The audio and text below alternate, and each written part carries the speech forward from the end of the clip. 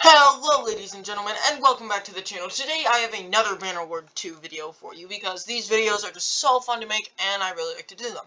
So today we will be doing 10 tips and tricks for Bannerlord 2. And how do I say this nicely?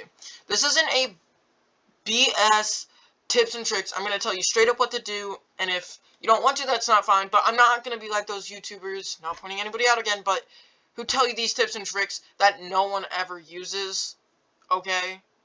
And I'm going to explain how you would actually do this, okay? So, sit back, relax, this will probably be a 10-minute video. Plug in your phone, do something like that. Okay, let us begin. First, oh, I went too far. Get good armor. Spend as much as you need for the armor. What I mean by this is, I know this picture's very blurry. Okay, early game, yes, you can't get good armor. You start out with like 1,000 GP. I understand that. Boo-hoo, everybody, whatever. But if you have a party that's around 100 and you don't have almost some of the best armor in the game, what are you doing? Here's what I mean. Get the good armor. The reason why? You are basically, imagine this as a chessboard, okay? You are the queen. You may think you're the king, but you are the queen. All the players around you, all those pawns and rooks and knights, are dog water compared to you. You do whatever you want on the board when you want to. Take what you want, take names, take anything.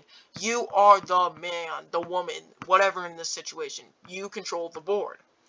Now, think about this. Imagine the queen, but couldn't move at all. You're useless.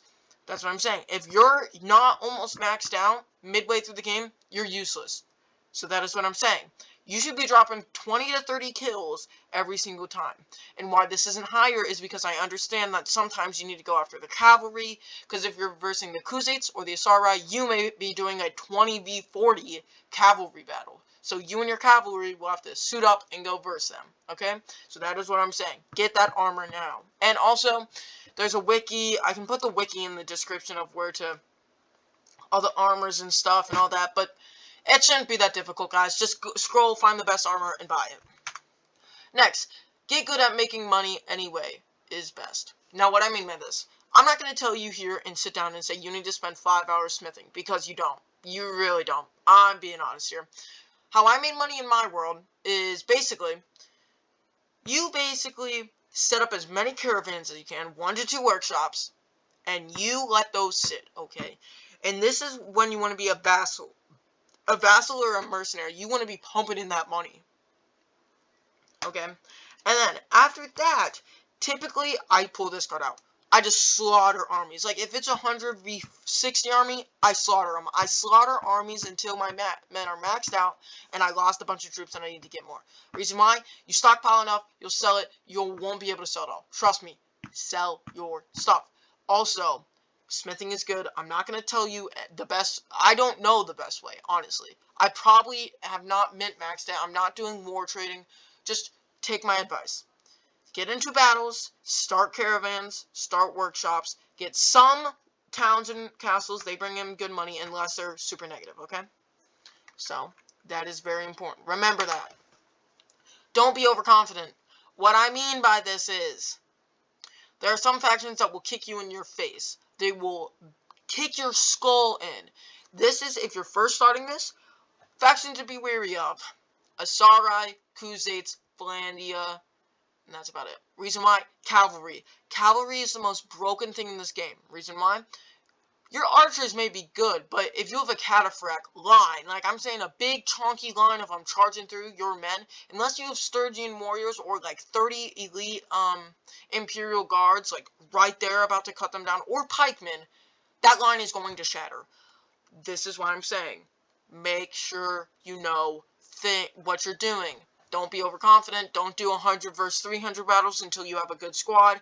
And archers are important, but also don't have too many. Anything over, if you have an army of 300, you should have around 75 to 100 archers. Nothing more, nothing less.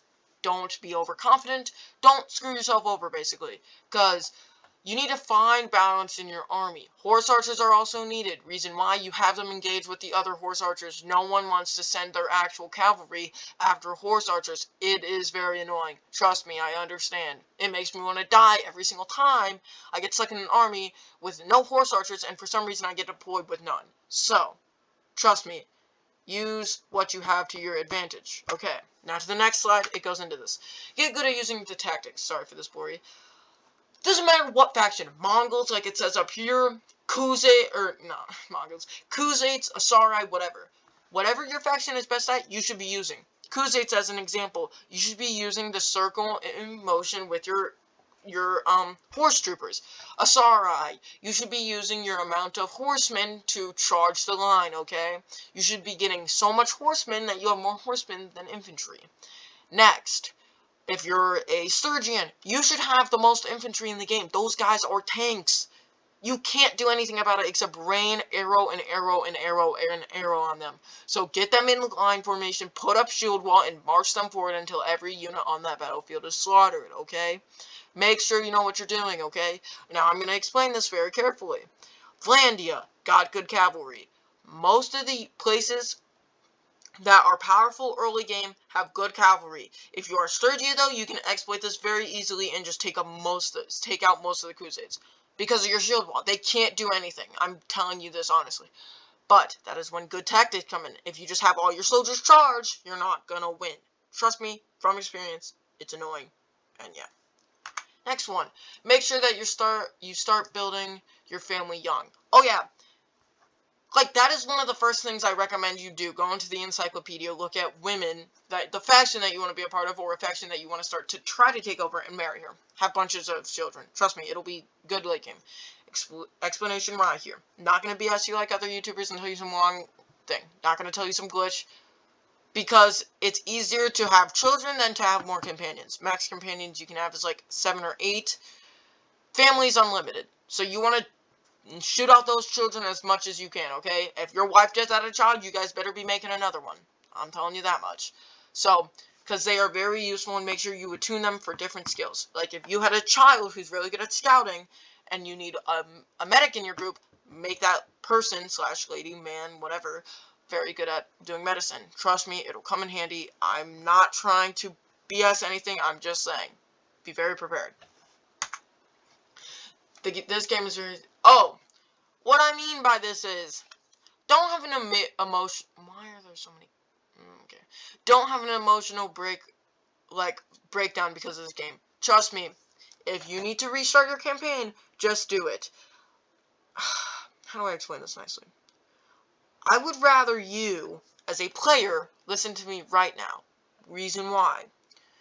If you sit there and spend another 3 hours on that campaign that you know you're going to lose because you have no castle, no vassal, no one wants to join you and anything like that, that is when I tell you this. You wasted 3 hours of your life. This game is so difficult, okay? Reason stating why it is one of the most difficult games, because there's so many factors into it. It is the real world. It is like if you tried to start your own country in today. It is that difficult, okay? That is why I'm saying, don't be stupid. If you're losing a campaign, just go on and start a new one. As much as it pains me to say this, and much as I've done it, trust me, it will be boring for the first couple hours you do it. But eventually you'll get back. Trust me, just do it. It will be 10 times easier than moping and groaning and getting mad because something and about how, oh my gosh, I can't do this and it's so annoying. Just restart. Trust me. It will be 10 times easier.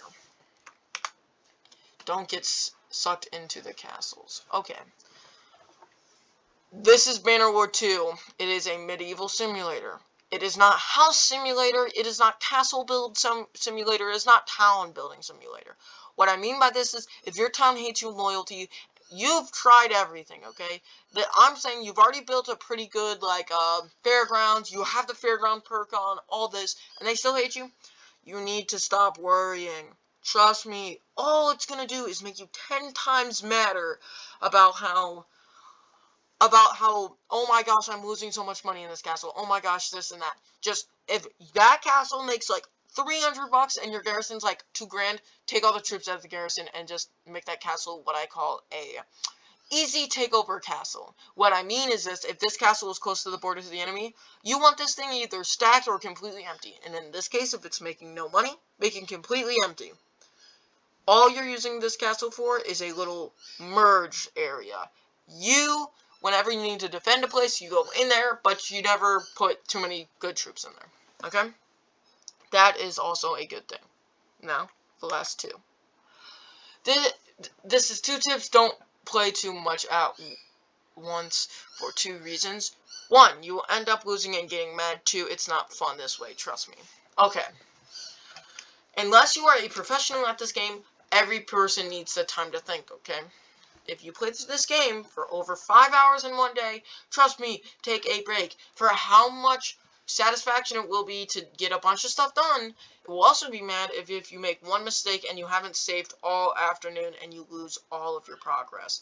Trust me, I would literally uninstall my life at that point, because that is horrible.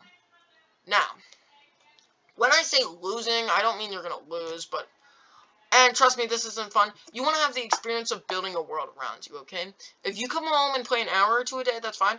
But I'm saying if you finish a campaign in like 2 weeks, you need a little help, okay? What I mean by this is this game is very difficult, and if you're spending that much time on it, there's probably other things that you need to be doing. Go take a shower, go to sleep, go do something else, because trust me, it's not fun this way. So I hope you guys did like this video. Make sure to go through all these. You can rewatch the video and stuff. Make sure that you know what you're doing. Don't be an imbecile and end up getting mad because you ended up watching some YouTuber or something else that told you to do something. I'm just here to give you the facts and the best I can, okay? I hope you guys did like this video. Make sure to hit that subscribe button, and I'll see you guys in the next one. Thanks for watching.